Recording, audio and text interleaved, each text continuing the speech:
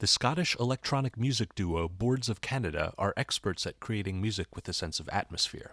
Their use of analog synthesizers, extensive sampling, and vintage lo-fi effects creates this hazy, nostalgic impression, like something half-remembered from childhood. Pairing this with hypnotic downtempo drum loops and amorphous song structures further emphasizes their music's dreamlike aesthetic. With all of these features in focus, it's no surprise that people rarely seem to discuss Boards of Canada's use of harmony. Indeed, this facet of their music can be kind of straightforward, but at times it's quite inventive, particularly in its use of parallel harmony. Originally, I just wanted to analyze the clever use of this concept in the track Alpha and Omega from their 2002 album Geogaddi.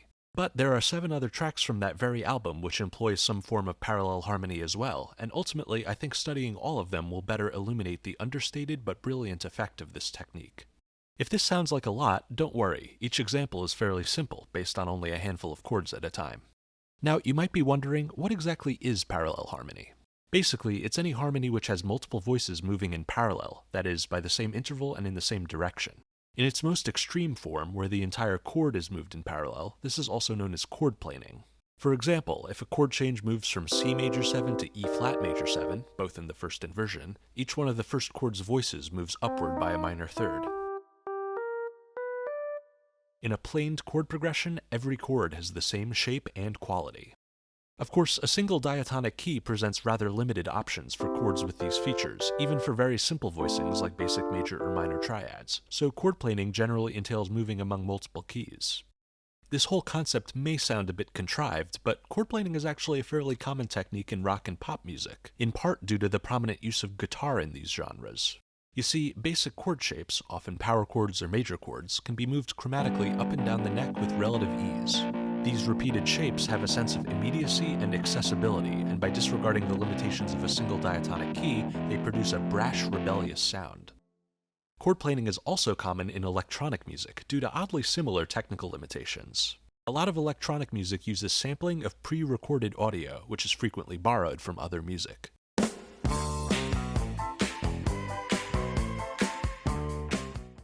If this audio happens to be a single note, the samples can be pitch shifted to create any melody or chord you could think of.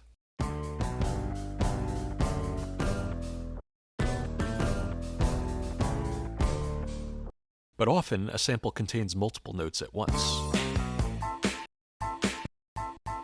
There's no easy way to disentangle these notes from each other. If you try to pitch shift a chord, you end up with the same chord located somewhere else. But just like with any artistic limitation, electronic musicians eventually found ways to create a meaningful aesthetic out of this artificial sample-based chord planing. Boards of Canada use plenty of sampling in their music, especially from old films or TV shows. In fact, the group is actually named after the National Film Board of Canada, whose educational documentaries have the exact blend of VHS tape nostalgia that the group's use of sampling is meant to evoke. But it's telling that Boards of Canada use elements of parallel harmony in their music even for parts which are played on synthesizers, which don't face the same limitations as sampling. In a way, the general sound of parallel harmony has become part of the DNA of electronic music, even when it moves beyond the strict textbook definition of chord planing. One of the simpler examples of parallel harmony on Geogaddi is the track Sunshine Recorder. It consists of only 2 chords, E minor 7 and G minor 7, played on synthesizer.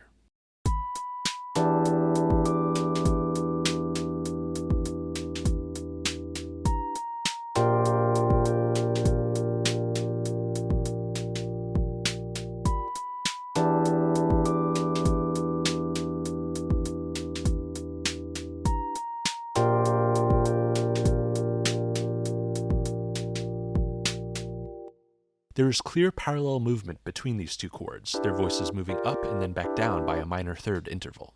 Obviously, these 2 chords don't come from the same diatonic key, instead having what you'd call a chromatic mediant relationship. This allows them to have the same chord quality, which is of course quite characteristic of parallel harmony. But there's also another way to look at these chords.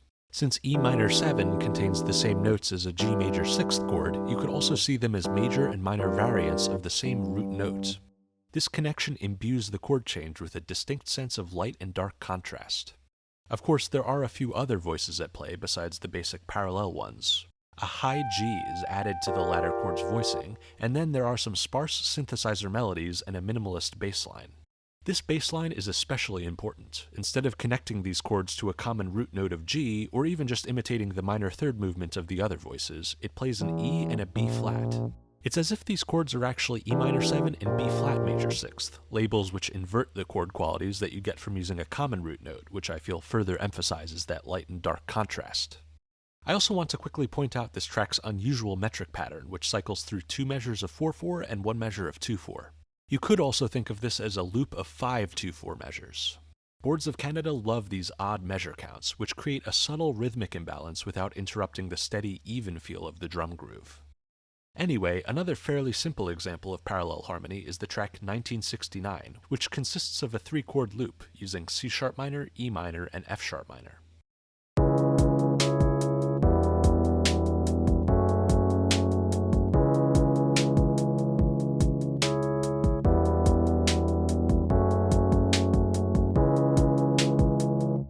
Here, the voices of these chords move up an octave, down a major 6th, up a major 2nd, and then down a perfect 4th to the initial chord. This progression has a slightly more diatonic character since the first and last chords are the diatonic minor keys, typical 1 minor and 4 minor chords.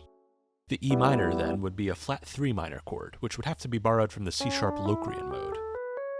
Its G natural is a flat 5th relative to the apparent root note of C sharp, which gives this track a really dark, even vaguely menacing quality.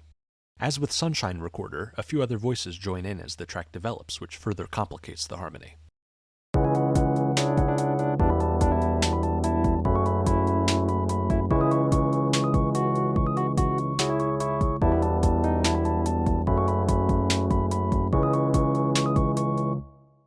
This distorted vocal part uses a dissonant D natural, which just like the E minor chord needs to be borrowed from a flatter direction. And then there's this higher melody, all of whose notes are diatonic to C sharp minor. Yet it also has a clear parallel structure for measure to measure, with the same whole step movement repeated in a new position over each chord.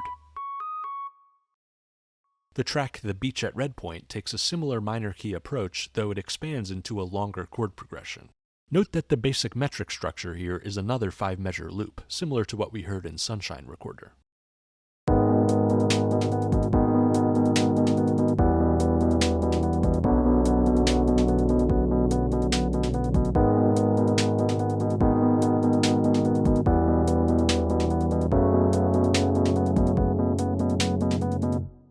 It's tempting to assume the first G sharp minor here is the tonic chord, but since it's actually the 3 other chords which share a single diatonic key, namely B minor, I think it makes more sense to consider B minor the 1 chord.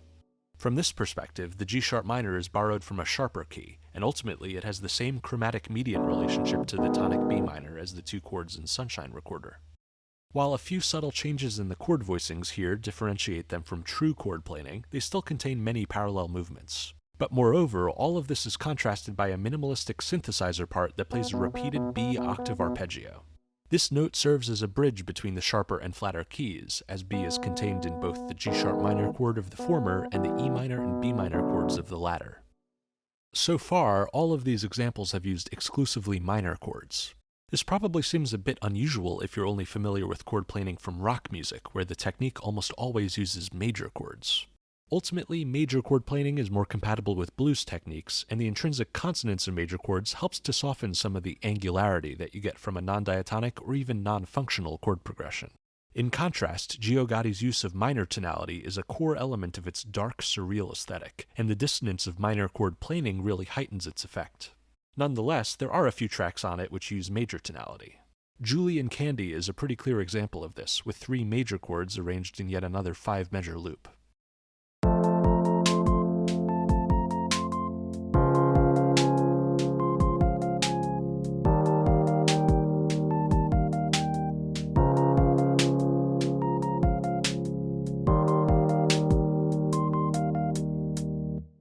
This track's arrangement is actually pretty sparse, and for most of it you kind of have to infer the chords from how the various melodic parts are combined. Still, the harmony quite clearly moves through F major, D flat major, and E flat major territory, anchored by a central bass line.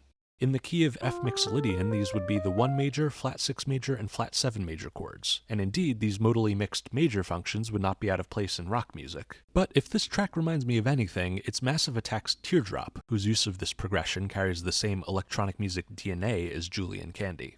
I have to imagine Boards of Canada were familiar with this song, as it was quite popular in the UK upon its release in 1998, 4 years before the release of Geogaddi. Anyway, the layered approach to Julian Candy's arrangement leads to lots of variations on the main melody, some of which employ an A natural even over the D-flat major chord, which makes it feel like more of a D-flat augmented.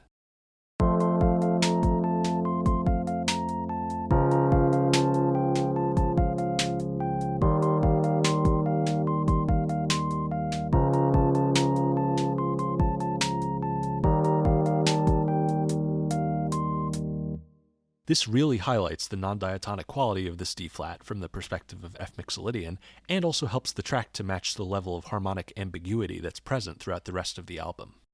Another example of major tonality is the track The Devil is in the Details. Its harmony is much more ambiguous than Julian Candy, although its central theme is perhaps the most extensive example of simple chord planing on the entire album.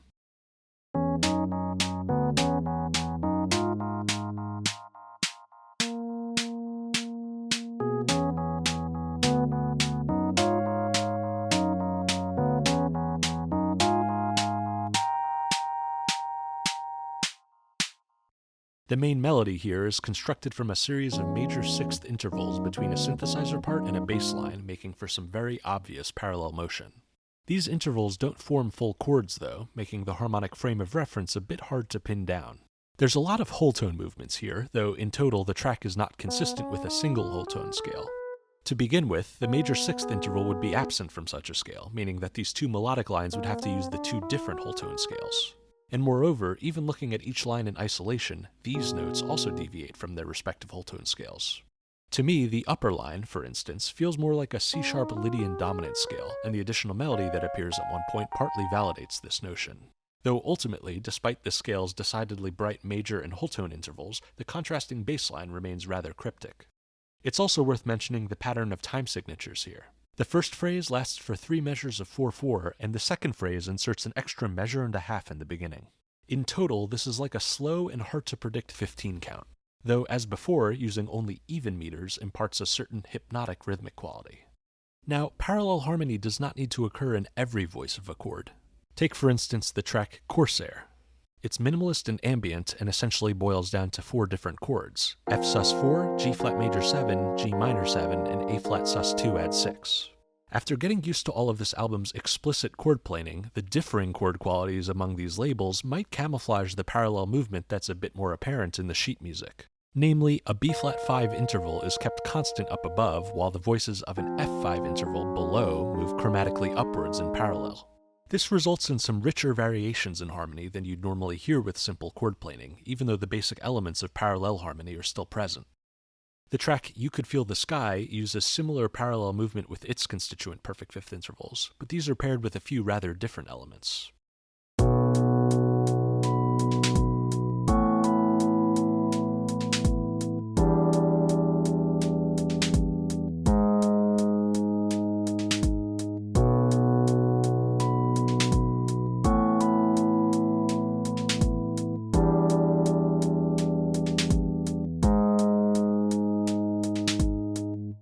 The main synth pad part plays B5, E5, G5, and G sharp 5 in sequence, while the bass plays B, A, E, and G sharp.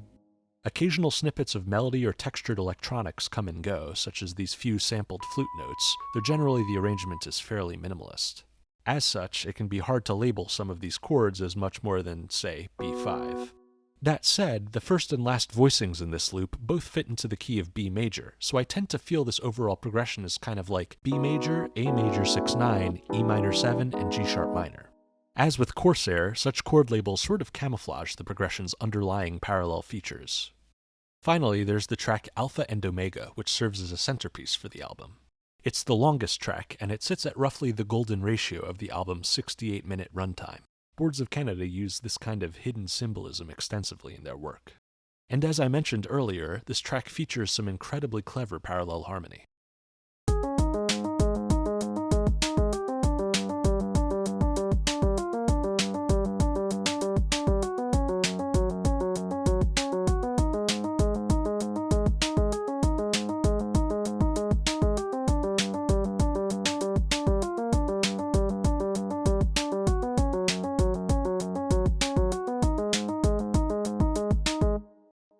The synth part which defines much of this track lends a distinctly chromatic flavor with its 5 chords: A flat sus4, G sus4, G minor 7, G flat sus4, and A flat minor 7, not even coming close to fitting in a single diatonic key. These chords are played as 4-note arpeggios, whose last 2 notes are then repeated as a syncopated figure. And if you divide each of these chords up into those first 2 notes and those last 2 repeated notes, the use of parallel harmony becomes pretty obvious. Each of these pairs comprises a perfect fifth, and from chord to chord, these perfect fifths move independently against each other. The first pair moves through D flat 5, C 5, B flat 5, C flat 5, and C flat 5 again, while the second pair moves through A flat 5, G 5, G 5 again, G flat 5, and A flat 5 again. All of these movements are stepwise, which makes the overall progression's sense of movement feel oddly restrained. But the combination of each of these pairs creates variety in not only chord voicings, but also in types of movement. If we characterize each parallel movement as upward, downward, or motionless, notice that no combination is alike. In particular, I really enjoy the change from G minor 7 to G flat sus4, where one pair moves down while the other moves up. There are 2 other clever details in this track's arrangement. First, despite its even 4/4 meter, it has a 5-measure loop that creates a subtle imbalance similar to the other tracks we've looked at. But every 3 loops, an additional measure is tacked on, another A flat sus4 chord, anticipating the one which restarts the progression, and this creates a total length of 16 measures. This is a multiple of 4, and if you pay close attention to the exact rhythmic pattern of the drum loops, you'll find they tend to repeat every 4 measures. Finally, there are a few extra melodic parts balanced on top of this progression, notably a sampled flute part.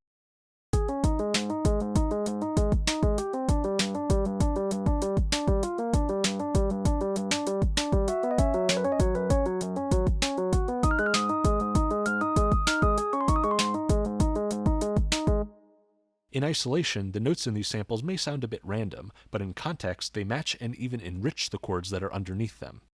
For instance, this melody over the G flat sus4 uses a C flat, while the next melody over the A flat sus4 uses a C natural, an oddly bright major feature amidst this otherwise spookily chromatic track. Overall, I hope these examples have demonstrated exactly what parallel harmony is and how Boards of Canada make use of this technique on Geogaddi.